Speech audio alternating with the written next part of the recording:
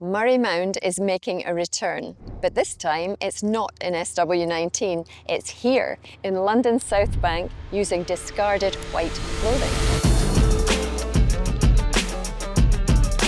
A pile of white clothing the size of Murray Mound is estimated to be heading to landfill every single day in the UK. Research from Dr. Beckmann and Reskins suggests that Brits throw away more than 440 million white garments every year. At Reskin, we try and keep clothing in use for as long as possible. So something like Glowhite with Dr. Beckmann, keep your whites white for longer, keep them in use. It's got such a massive environmental saving.